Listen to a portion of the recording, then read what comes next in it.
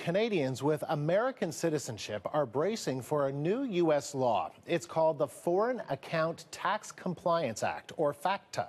It will force banks around the world to notify the IRS about anyone with U.S. connections. And dual citizens will have to file tax returns to the U.S. It's effective in July, and that's got people concerned about both privacy and new fines or taxes. For more on FATCA and how you could be affected, let's turn to Allison Christians. She's a tax law expert and joins us now live in Montreal. So, Allison, you describe this new law as ridiculous. Why is that? The law is an extraterritorial law. It's unlike any other country in the world. The United States is alone in imposing taxation on the basis of your status, an immutable characteristic like your nationality.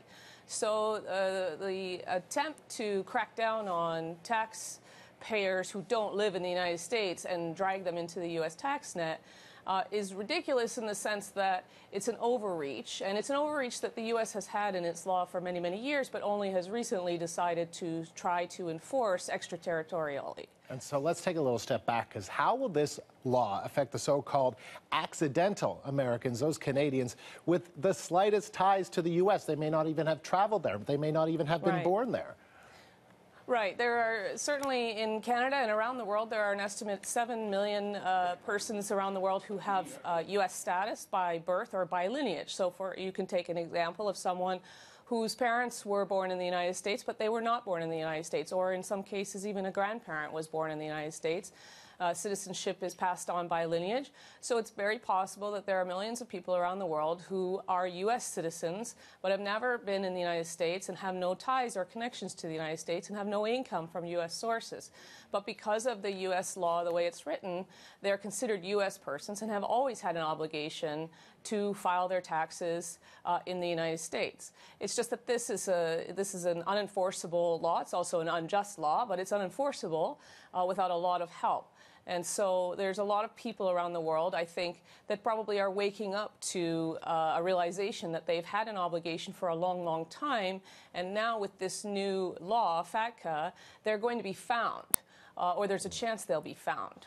And so why is the U.S. administration doing this now? I can understand that they want to crack down on people that are hiding their money in tax havens, but to go after, Canadians who may have had an American grandparent, it just seems kind of crazy.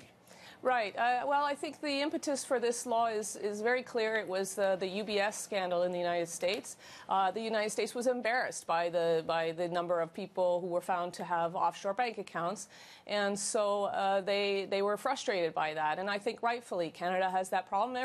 Every country has the problem of trying to find people who try to hide money offshore. And so the law is written, but the law is written in such a broad way, and unfortunately it's based on a foundation which is too broad to begin with, this definition of U.S. person including people with status in the U.S. even if they're not resident there. And so the impetus for the law is a real problem, which is offshore tax dodging by residents. But because of this expansive definition of resident to include citizen and green card holder, even if expired, it just touches millions of people who really shouldn't be in the tax net at all. And what's interesting about all of this is that Canadian banks could be forced to hand over information about Canadian customers, and that would seem to break certain privacy laws in this country. Right, of course. This is the big problem with FATCA and why the United States is now scrambling to try to get agreements with other governments to implement this law, this extraterritorial law. Canada has privacy protections, as the United States does, for people with financial accounts. You don't want your financial accounts and your financial information and personal information being passed on to third parties. And so you have protections for that. In Canada, it's under PIPEDA and there's other charter rights to privacy and confidentiality. And banks are in a tough spot. If they don't turn over this information, they face a 30% penalty. on all their U.S. income, regardless of whether the accounts would in fact have any tax liability. And I think just to add to that, it's not just people with U.S. status, but it's anyone that's in a relationship with someone whereby they have joint accounts. So my example is a U.S.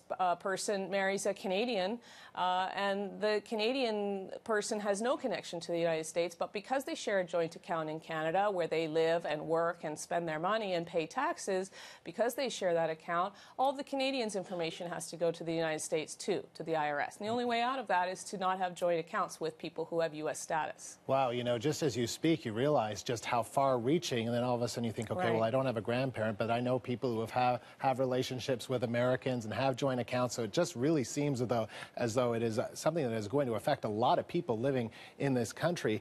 What can people do to avoid some of the financial pitfalls that you've been talking about? Well, I think it's not just that it will affect people, just to add to the first part of your question, it's not just that it will affect people with U.S. status or people who are married to people with U.S. status. It will affect all Canadians, and in fact, it will affect every person in the world, because every financial institution has to check everyone to see if they have U.S. status. So all of our compliance costs will go up. Banks will pass on those costs to customers. So everyone is affected, not just people with U.S. status. And it'll be really important for, just a final question to you, for Canadians to clearly indicate to their banks that if they don't have these connections, to say that they don't, otherwise this information could be sent to the U.S. Right, that's a danger, exactly. And there's no remedy for error, as the U.S. IRS has a taxpayer advocate, and that person has pointed out in a report issued last week that there's no remedy if an error is made. If your information is passed to the IRS and it wasn't supposed to be, there's no way for you to get redress for that. That's done. All right, Allison, thank you very much. Allison Christians Thanks for having me. is a tax law expert and was speaking with us in Montreal.